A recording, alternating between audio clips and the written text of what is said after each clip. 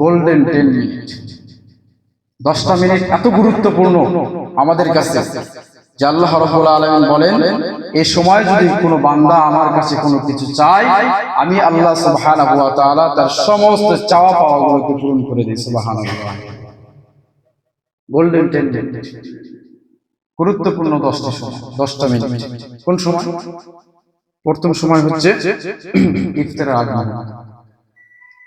ইফতারের আগ মুহূর্তে হাদিস শরীফের মধ্যে এসেছে, রাসূল পাক সাল্লাল্লাহু আলাইহি ওয়াসাল্লাম বলেন যে আল্লাহ রাব্বুল আলামিন 3 শ্রেণীর মানুষের দোয়াকে কখনো ফেরত দেয় না। কয় শ্রেণীর মানুষ? 3 শ্রেণীর মানুষের দোয়াকে কখনো ফেরত দেয় না। 1 নম্বর ন্যায়পরায়ণ শাসক, 2 নম্বর ওই মাজলুম ব্যক্তি যার উপর অত্যাচারিত করা হয়েছে, সে যে দোয়াটা করে না কেন আল্লাহ সুবহানাহু ওয়া তাআলা তা ফেরত দেয়। 3 নম্বর রোজাদার ব্যক্তি, সে যে দোয়াটা ইফতারের আগ মুহূর্তে করে। সুবহানাল্লাহ। রোজাদার ব্যক্তি ইফতারের আগ মুহূর্তে যে দোয়া করে আল্লাহ সুবহানাহু ওয়া তাআলা বান্দার সেই দোয়াটাকে কবুল করে নেয়। সুবহানাল্লাহ। এইজন্য আমাদের উচিত, এইজন্য আমাদের কর্তব্য হচ্ছে ইফতারের ঠিক 10 মিনিট আগে আমরা আমাদের পরিবারে বলে ফেলবো, বিবিকে বলবো, সন্তানদেরকে বলবো, ইফতারি নিয়ে কোনো তাড়াহুড়া নেই। 10 মিনিট আগে ইফতারি সাজিয়ে ফেলবো। আমরা এই সময় খাওয়া দাওয়া সাজানো নিয়ে ব্যস্ত করি, কি খাবো আগে কি খাবো পরে, এগুলো সাজানো নিয়ে ব্যস্ত করি, হইচই করে বলে ফেলবেন ইফতারের 10 মিনিট আগে যেন সব কিছু হয়ে যায়। যখন ইফতারে মোটামুটি 10 মিনিট থাকবে, পরিবারের সবাই নিয়ে আপনি আমি নিজে দোয়ার মধ্যে সাজাবো। পারা যাবে না ইনশাআল্লাহ? এই মুহূর্তে বান্দা যে দোয়া করে না কেন আল্লাহ সুবহানাহু ওয়া তাআলার বান্দার এই দোয়াটাকে আল্লাহ রাব্বুল আলামিন কবুল করে নেন।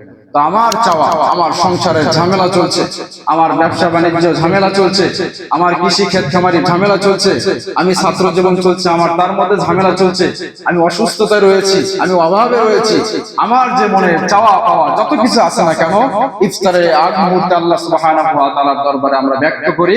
আল্লাহ রাব্বুল আলামিন আমাদের এই দোয়াগুলোকে, আল্লাহ রাব্বুল আলামিন আমাদের এই চাওয়াগুলোকে কবুল করে নেবেন ইনশাআল্লাহ। দ্বিতীয়ত সাহারি, তাহাজ্জুদের সময়, গোল্ডেন 10 মিনিট, 10টা মিনিট সময়। আমরা তো সাহারিতে উঠি, এই সময় সাহারির আগে কিংবা পরে ফজরের ওয়াক্ত আসার আগে 2 রাকাত কিংবা 4 রাকাত যদি আমরা তাহাজ্জুদে অভ্যাসিত হয়ে যাই, এই তাহাজ্জুদ নামাজ পড়ে আমি আল্লাহর কাছে যে দোয়াটা করি না কেন, আমি আল্লাহ তাআলার কাছে যাই চাই না কেন, আল্লাহ সুবহানাহু ওয়া তাআলা বান্দাকে সেটাই দিয়ে দিবেন। সুবহানাল্লাহ। ফাআনজালা মিনাস সামাই ইলাল আরদ, আল্লাহ রাব্বুল আলামিন এই শেষ রাতে বান্দার চাওয়া পাওয়াগুলোকে পূর্ণ করার জন্য আল্লাহ রাব্বুল আলামিন আসমান থেকে জমিনের দিকে আসেন। সুবহানাল্লাহ। আল্লাহ তাআলা আসমান থেকে জমিনে আসছেন, আর বান্দা হতভাগা, আমি উঠছি, সাহারি খাচ্ছি, অথবা বসে থেকে অন্য কিছু চালাচ্ছি, সোশ্যাল মিডিয়ায় আসক্ত হয়েছি, অযথা গল্প গুজবে লিপ্ত হয়ে আছি, কিন্তু এই সময়টাকে মূল্যায়ন করছি। এটা আমাদের জন্য খুবই হতভাগা। সুতরাং আমাদেরকে এই গোল্ডেন 10 মিনিট ইফতারের আগে এবং সাহারির সময় আমাদেরকে সময়টাকে মূল্যায়ন করতে হবে। এখন আমরা বলি এই সমস্ত ইবাদতগুলো কেমনে করব? তো বিষয়টা হলো এমন যে আপনি যখন সাহারিতে উঠতে পাচ্ছেন প্রত্যেকদিন, তাহলে আপনি সাহারির মাস ছাড়া অন্য মাসেও ফজরে উঠতে পারবেন না। সাহারি মাস ছাড়া অন্য মাসেও কি ফজরে ওঠা আপনার জন্য সম্ভব? কারণ আপনি প্রত্যেকটা দিন সাহারির সময় উঠতেছেন। আপনি যদি পরিপূর্ণ নিজেদের মধ্যে নিয়ত করেন, পুখতা একটা ইরাদা করেন যে আমি 12টি মাস ফজরে জামাতে শামিল হব, তাহলে আপনার পক্ষে সম্ভব। আপনার রোজা রাখাটাই আপনাকে এই কথা বলছে যে আপনি গুনাহ থেকে নিজেকে নিয়ন্ত্রণ করতে পারবেন। নতুবা কিভাবে গোপনে আপনি আল্লাহ রাব্বুল আলামিনকে সন্তুষ্ট করার জন্য সমস্ত কিছু ত্যাগ করে ফেলেছেন। আপনি যে রোজা আছেন এটা প্রমাণ করে আপনি আমি গুনাহ থেকে নিজেকে নিয়ন্ত্রণ করা সম্ভব। ইফতারের আগ মুহূর্তে খাবার সামনে নিয়ে আমরা বসে আছি, এই ইফতার আমাদের প্রমাণ করে যে আমরা আল্লাহ রাব্বুল আলামিনের হুকুমকে মানার জন্য সবর হয়ে গিয়েছি, ধৈর্যশীল হয়ে গিয়েছি। সুতরাং নিজের মধ্যে যদি সবর এবং ধৈর্যশীলতা নিয়ে আসি, তাহলে আল্লাহ রাব্বুল আলামিন আমাদের অন্তরের সমস্ত চাওয়া পাওয়া পূরণ করবেন। আমি তারাবিতে প্রত্যেকদিন আমি কি হই, স্ব ইচ্ছায় নামাজে আসি। এই জিনিস আমাকে এটাই প্রমাণ করে যে তারাবি মাস ছাড়া, রমজান মাস ছাড়াও অন্য মাসে ঈশার নামাজে স্ব ইচ্ছায় জামাতের শরীক হওয়া আমাদের জন্য সম্ভব।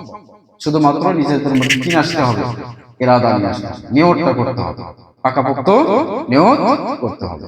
এজন্য রমজান মাস পুরো সময়টা আমাদের জন্য গুরুত্বপূর্ণ এবং ফজিলতপূর্ণ পূর্ণাঙ্গ সময়ে ইবাদত বন্দেগীর মধ্যে আমাদের এই সময়টাকে অতিবাহিত করা উচিত। আল্লাহ সুবহানাহু ওয়া তাআলা রমজান মাসে আমাদেরকে পরিপূর্ণ মুত্তাকি হওয়ার এবং আল্লাহ রাব্বুল আলামিনের রিজা খুশি অর্জন করার তৌফিক দান করুন।